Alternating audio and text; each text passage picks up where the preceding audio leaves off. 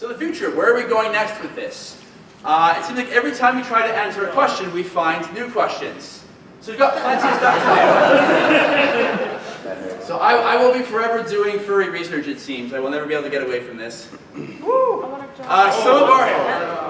Some of our future questions, some of the things we're trying to work towards in future surveys, we have this ongoing longitudinal study to see how furries change as they spend time in the fandom. Trying to address why do furries leave the fandom, trying to catch furries as they're on their way out and figure out why is this happening. Face recognition, we're doing some face recognition research right now and trying to understand what sorts of traits do furries recognize in faces as compared to the sorts of traits that non-furries look for in faces. Coping strategies, how do furries cope with stress in their lives and disadvantage in their lives as compared to other people, and do they differ significantly? Dehumanization versus anthropomorphization, this really interesting line of research that I've been doing for 3 years, and I'm finally trying to work on publishing, but this idea that it's possible to reduce the distance between humans and animals, either by changing, thinking of humans as animals or thinking of animals as humans. And we find that when you reduce this discrepancy, you increase concern for things like well-being. And so we're looking at whether or not this difference matters, and we find that therians tend to self-dehumanize, whereas furries tend to be more likely to anthropomorphize animals. Oh, and finally, pornography norms. Looking at pornography, what the norms are for pornography in the fandom, and how furries deal with pornography. So we're just getting started. I love that picture. Oh, looks like you've been on for 3 days. Yes. So that's it. I guess it's just the Q&A panel. So I don't know what time it is right now. It's 3:30, 4:30. So it's like a half an hour then, right? Yep. So thank you very much, first of all, for listening to my talk, and you guys can take off and leave politely if you'd like.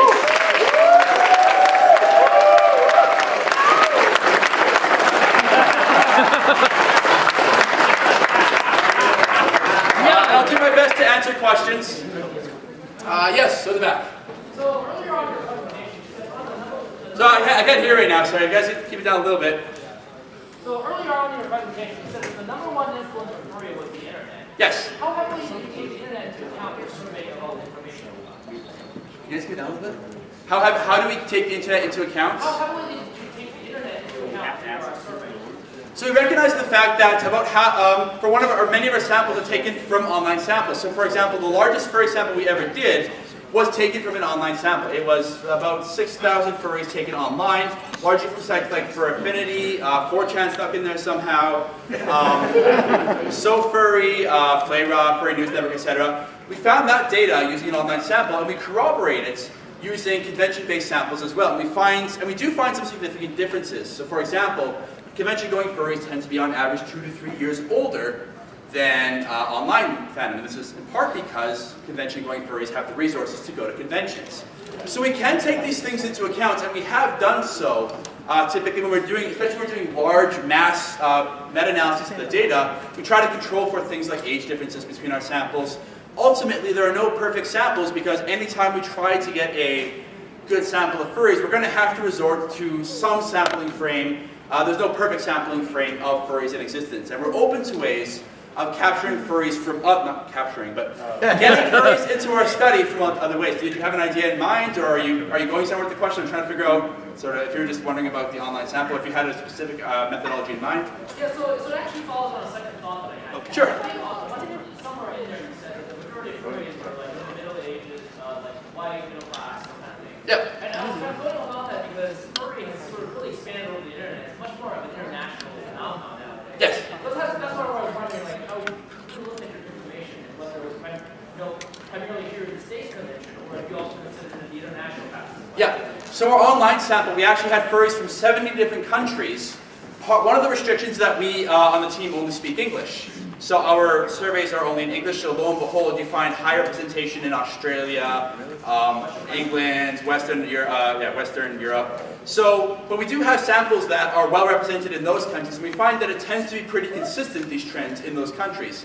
What we'd like to do going forward is find people to translate our surveys into other languages and see if we can find the same trends.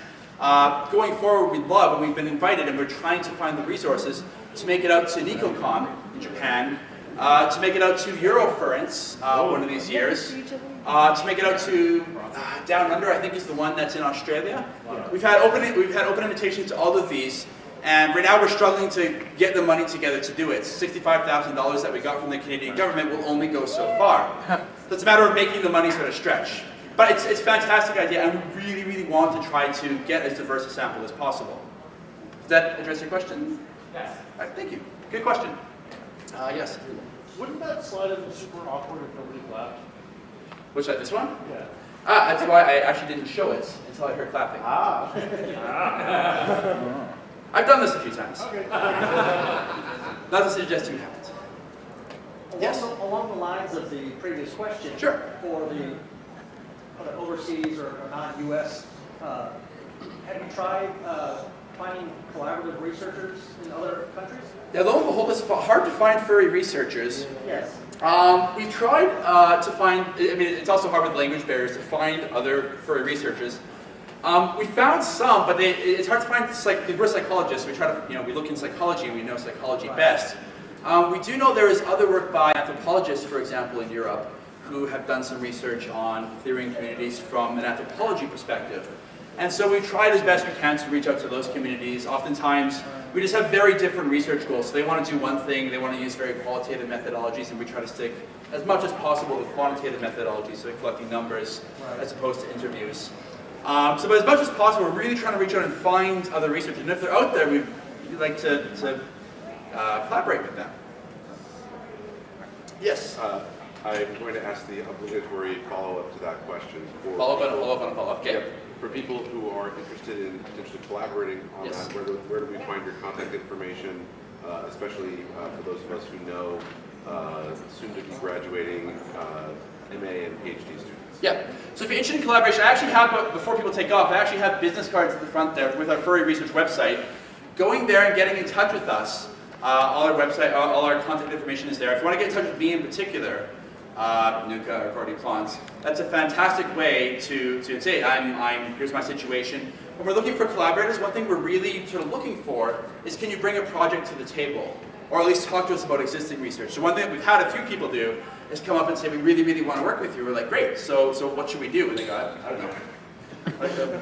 Okay, and then we try to say, well, how about this project? And they go, that's just boring, and they walk away. So we're hoping that if you're interested in collaboration, that you have either you see something we've done and you want to expand upon it or do something with it, or you come to the project with your own idea and say, hey, here's an idea, let's see if we can make this work.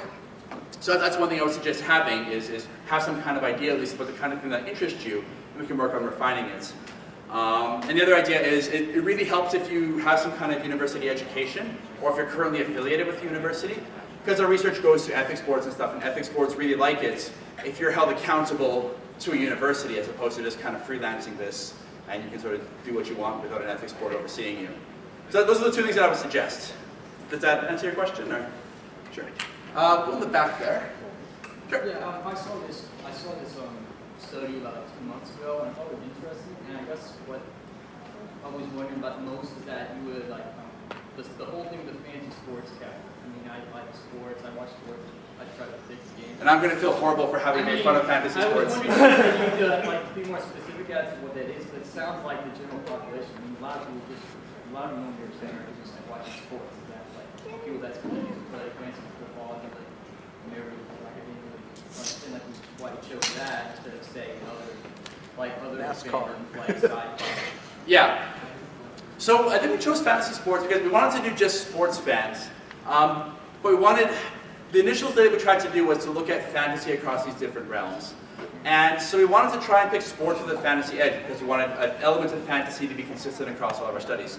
So going back, if we had to do it again, we would have chosen something more mainstream like science fiction or just sports fans. But because the original proposal that we did was to look at fantasy in these different contexts specifically, that's why we ended up choosing fantasy sports fans. So it wasn't a perfect, in retrospect, it's really easy to look back and say, I wish we'd done that differently. But that was the reason why. And going forward, it'd be nice, I think, to look at how fantasy sport fans compare to just sport fans. And do you have a follow-up, or you raise your hand to... No, I was just wondering. Oh, okay. Yes, we'll go up here, and then we'll go back there. So we had very large statistical significant differences between convention-going anime fans and non-convention-going, and online fans. Whereas in all these graphs, furries are just represented as furries. Do you feel like you can average out furries like on online and convention going safely, or how does that work? Yeah, so to reduce the number of bars on the screen, we used just that was our Anthrocon sample there, which was who we compared. So there's no perfect comparison, because if we compare the Anthrocon sample to the Acon sample is northeast of the United States, whereas Acon is in Texas, so you've got regional differences between the two. And if we compare the Anthrocon sample to the online sample, you have differences in modality. So not perfect. This is the best we've got so far. Going forward, we want to be able to look for differences between them. And again, we know that there are differences in the sense that, thank you, we know that, for example, that the convention-going furries are a little bit older, but even when we control for things that we know are statistically significantly different between online fans and convention-going fans, things like age, things like small differences in sex composition, we still find these effects even controlling for these demographic variables. So that puts us a little, again, we are reserved in making these conclusions because of that, but it's a start. Yeah. So then would online to online be a viable comparison? Potentially, yes. And going forward, it'd be nice to throw in, and we're probably going to end up throwing in an online furry sample to this as well. We haven't done it yet because we've been pulling so many hours in a day, but we're working towards it. Yes? So I've got two fairly quick ones. Sure. First, you based some of your research significantly within stigma theory. I was curious if you used a previous technology to measure, or if you created your own? Which research in particular? Oh, the stigmatization scale? That was just a one-item throw-off asking people if they felt stigmatized. So, and again, part of the restriction of this is the fact that we ask more than 200 questions on any given questionnaire. So while we'd like to very much use more full scales, we'll ultimately have our hands tied by the fact that if we use full versions of our scales, the thing would be unmanageable, or we'd have to start cutting out questions. So we realize it's not perfect, it's a first foray, and what we usually do when we find this kind of an effect is we follow up by asking a fuller scale on a future survey. So usually if it's published, usually the published research has fuller scales on it. So we do have a paper using the minority stress model, and we do have fuller measures of stigmatization on those papers. I don't know if that addresses your question fully or not. All right. And the other question you had? The other one was, I was wondering how much you've taken into consideration clinical psychology. You put an emphasis regarding furries interacting with counseling psychologists, but typically most practitioners that people see aren't counseling psychologists. Yep. Specifically people with masters in clinical psychology, Yep. clinical social work, or licensed clinical social work. So Yep. I'm wondering how much you address that concern. Because it seems like maybe a slight bias regarding focusing purely on counseling side. Yeah, so I mentioned we mentioned this in the paper too. None of us are clinical psychologists. Well, our newest member is grad students in clinical psychology. None of us, though, on the team, as the paper was written, are clinical psychologists. We acknowledge that right up front, so that was our bias. But this was an observation from another field suggesting that furries had come to us speaking about counselors specifically and saying this was an issue that they addressed, and we presented it to the field and said, hey, here's what we've noticed. And hopefully follow it. We'd like to at least start the dialogue and have it be looked at more thoroughly by people who know far more about the subject than we do. This is more so an observation. It was done as a very qualitative piece. And the tone of the piece was a much more, let's start a discussion on this, as opposed to, we have the answers for this and here's what they are. So we recognize right off the bat that, and we will say that none of us are clinical psychologists for that reason. So we're not intending to trample on the feet of counselors or clinical psychologists, except to say this is what a lot of furries have said, and we'd like to see the research being done. Does that answer your question, or is there? No, you got it. Okay, thank you very much. Yes. Yeah, sure, yeah. Question was, you were saying that the age is very young for the furries? On average. Yeah. Have you also considered the length of time the person identifies as a furry? Yeah. And then there's the follow-up to that of how does somebody 30 years ago find out about furry before there was an internet?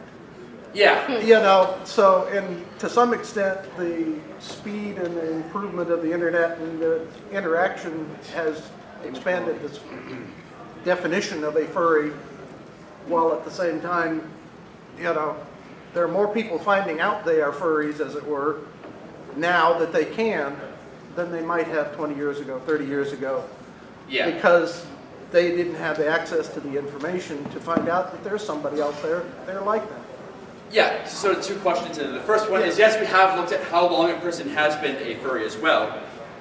I didn't present it here to try to. Yeah. We got lots of things we didn't present because we're trying to fit it into an hour and a half. But we have looked at that as well, and usually we either control for it or we control for how old they are, and instead look at how long they've been in the fandom. We find that's an important variable too. How long you've been in the fandom predicts how strongly affiliated with being a furry you are. As for what sort of got you into the fandom, I guess we haven't looked at differences by age for that one. Yeah, Probably you other. have to. You're waving your hand furiously. Yeah, I know the answer to that one. Oh, sure. I joined the fandom when I was like 13, 14. I'm 29 now. Okay. Back then I had the internet figured out, but I knew a gray muzzle back then, and he said that it was part of the family back then, which is the old term for back when gays were being bashed a lot. They would call each other family, so they knew each other was a homosexual. Yeah. And it was part of that. Once you kind of got in that little clique, you could figure out the furry fandom from there because it was a big part of it. Yeah. I'll also remind, the plural of anecdote isn't data, so while I agree that's probably true, we need to collect the numbers on it to be able to see. Yeah, there's no but numbers available. But I would probably agree with that assessment as well.